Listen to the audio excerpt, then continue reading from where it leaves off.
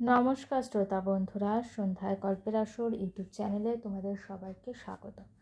আজকের গল্প পদ্মপাতায় জল, কলমে রিমিতাকর। চারতলার কার্নিশে দাঁড়িয়ে আবেগে আপ্লুত বিতান যদি ভারসাম্য হারিয়ে ফেলে, সেই ভয়ে শালুক নরম স্বরে কাতরভাবে বলল, বিতানদা প্লিজ উঠে এসো, আমি তোমার সব কথার উত্তর দেব, তবে তার আগে সিকিউরিটিকে একবার ডাকি, ওরা তোমাকে হেল্প করতে পারবে। শালুক, তোর সাথে আমার অনেক হিসেব বাকি আছে। ভগবান যখন দেখা করিয়ে দিয়েছেন তখন তো আর এই সুযোগ হাতছাড়া করবো না। প্লিজ তুমি তো আগে উঠে এসো, তারপর সব হিসাব বুঝে নিও। আমার কিন্তু খুব ভয় করছে। শালুকের কথা যেন বিতান শুনতেই পেল না। ভেতরে আসার কোনো উদ্যোগই দেখালো না। একভাবে কার্নিশে দাঁড়িয়ে আছে। তার চোখ মুখ কেমন যেন অন্যরকম। কেন এমন করলি শালুক? কেন আমাকে ভরসা করতে পারলি না? তুই তো জানতিস আমি তোকে কতটা ভালোবাসি। আমি শুধু তোর জন্য কলকাতায় চাকরির খোঁজে এসেছিলাম। ভেবে রেখেছিলাম একটা চাকরি পেয়ে তোদের বাড়ি যাব। কিন্তু তুই কেন আমায় সে সময় দিলি না? আমাকে তুই ঠকিয়েছিস। তুই বিবাহিত, এটা আমি মানতে পারছি না, জাস্ট সহ্য করতে পারছি না। এত বড় সংকটে শালুক আগে কখনো পড়েনি। সে এই মুহূর্তে ঘর থেকে বেরিয়ে সিকিউরিটিকেই ডাকতে পারে, কিন্তু বিতান যেভাবে মৃত্যুর মুখে দাঁড়িয়ে আছে, যদি কোনো বিপদ ঘটে যায়, যদি বিতান নিজের প্রাণ বাজি রেখে তার জীবনটাকে তছনছ করে দেয়। শালু কার চোখে ঘড়ির দিকে তাকিয়ে দেখল, সবে 11টা বাজে। তার মানে প্রবালের এখানে আসতে এখনও প্রায় 1.5 ঘন্টা সময় লাগবে। কি করবে সে? কিভাবে বিতানকে জানলার বাইরে থেকে ভেতরে আনবে? শালুক, কিছু বলছিস না কেন? তোকে আজ বলতেই হবে, কেন এত বড় শাস্তি আমাকে দিলি? আমি যে তোকে সেই ছোটবেলা থেকে ভালোবেসে এসেছি। আচ্ছা, তোর বড় ওই প্রবাল বসু কি তোকে আমার থেকেও বেশি ভালোবাসে? কদিন সে তোকে দেখেছে? আমি তো তোকে 15 বছর ধরে ভালোবেসেছি। বিতান এত জোরে কথাগুলো বলছে যে নিশ্চয়ই আশেপাশের ফ্ল্যাটের লোকেরা শুনতে পাচ্ছে। বিতানকে থামাতেই হবে। শালুক অস্থির হয়ে দ্রুত পায়ে জানলার কাছে এগিয়ে গেল। ভালো করে দেখলো বিতানের মুখের দিক। ফর্সা মুখটা লাল হয়ে উঠেছে, চোখ দুটো জবা ফুলের মতো লাল। দরদর করে ঘামছে, জোরে জোরে নিঃশ্বাস পড়ছে। এত বছরে বিতানের এমন রূপ শালুক আগে কখনো দেখেনি। শালুকের মনে পড়ল, মা সবসময় বলে বিপদের সময় মাথা ঠান্ডা রেখে বুদ্ধি দিয়ে কাজ করতে হয়। শালুক নিজের হাতটাই বাড়িয়ে দেয়, তারপর নিচু স্বরে বলল, বিতানদা প্লিজ আমার হাতটা ধরো, ভেতরে এসো। তুমি ভীষণ ঘামছো, চলো আমরা সোফায় বসে বাকি কথা বলি। তোমার প্রতিটা কথার উত্তর আমি দেব, কিন্তু এখানে নয়। দেখো, আশেপাশে ফ্ল্যাটের লোকেরা তো শুনতে পাচ্ছে। রক্তবর্ণ চোখ নিয়ে কেমন অদ্ভুত দৃষ্টিতে বিতান শালুকের দিকে তাকায়। পুরুষের দৃষ্টি বোঝার মতো সহজাত ক্ষমতা মেয়েদের চিরকালীন। বিতানের আজকের দৃষ্টিতে শালুকের বুক কেঁপে উঠল। সে দৃষ্টিতে ভালোবাসা নেই, আছে কেবল ভয়ঙ্কর লোলুপ প্রতিশোধ স্পৃহা। শালুক নিজের বাড়ানো হাত গুটিয়ে নেওয়ার আগেই বিতান ধরে ফেলল হাতটা। বিতানের রুক্ষ মুঠিতে শালুকের পেলব হাত ছটফট করে উঠল। আমি কিন্তু তোর হাত ধরিনি শালুক, তুই নিজে থেকে হাতটা বাড়িয়ে দিয়েছিস। তোকে আজ আমার কথা রাখতে হবে। আজকের দিনের জন্য তোকে আমার হতে হবে। তোর এই সাজানো বেডরুমে আমি তোকে পেতে চাই, এটাই হবে তোর শাস্তি। তোর স্বামী জানতেও পারবে না। কথা দিচ্ছি, আজ আমার কথা রাখলে আর কোনো দিনও কোনো দাবি নিয়ে তোর কাছে আসবো না। আগে রাজি কিনা বল, তবেই ভেতরে যাব। অনেক যন্ত্রণা দিয়েছিস, আজ সব বসুল করে নেব। মুহূর্তে শালুকের চোখের সামনেটা ঝপ করে অন্ধকার হয়ে গেল। একটা সাক্ষাৎ পিশাচ যেন তার এক হাত দূরে দাঁড়িয়ে আছে। ঈগলের থাবার তলায় চাপা পড়া পায়রার মতো দম আটকে আসতে থাকে শালুকে।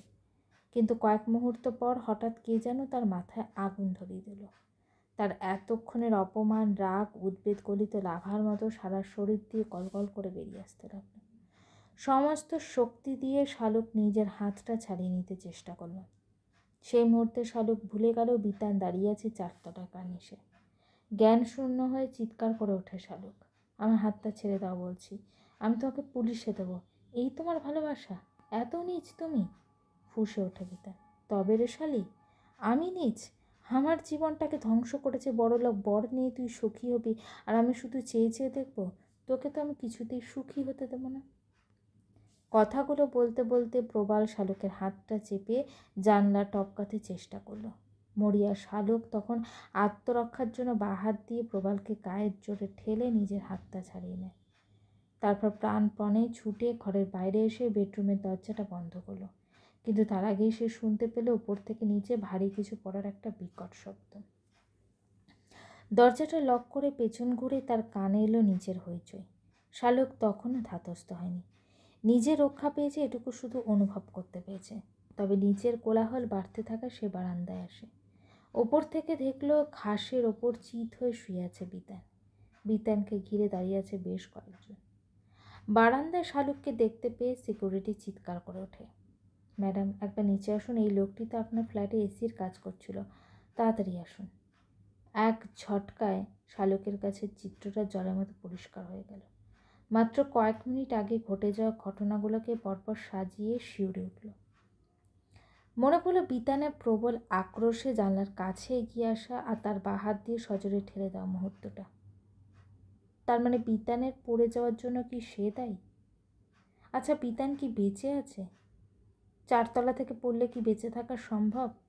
ওপর থেকে আরও একবার বিতানের শায়িত শরীরটার দিকে তাকিয়ে দেখল শালুক। তার বুকের ভেতরটা ধড়াস করে উঠল। শোনা গেল নিচের থেকে সিকিউরিটির গলা, ম্যাডাম তাড়াতাড়ি আসুন। শালুক ফোনটা হাতে নিয়ে দরজা বন্ধ করে লিফটের দিকে এগিয়ে গেল। এক অদ্ভুত কম্পন চলছে তার শরীর জুড়ে। গলা শুকিয়ে কাঠ হয়ে গেছে, নিঃশ্বাস নিতে কষ্ট হচ্ছে।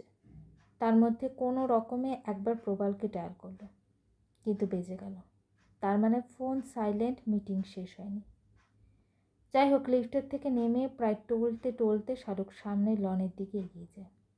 শালুককে দেখে বৃত্তাকারভাবে দাঁড়িয়ে থাকা জনতা সরে গিয়ে সামনেটা ফাঁকা করে দিল।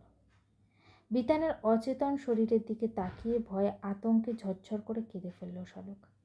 একজন সিকিউরিটি এগিয়ে এলো, ম্যাডাম কাঁদবেন না, এখনও পালস আছে। আপনি ওনার নামটা বলুন, কোথায় বাড়ি জানেন, বাড়ির ফোন নাম্বার কিছু জানেন?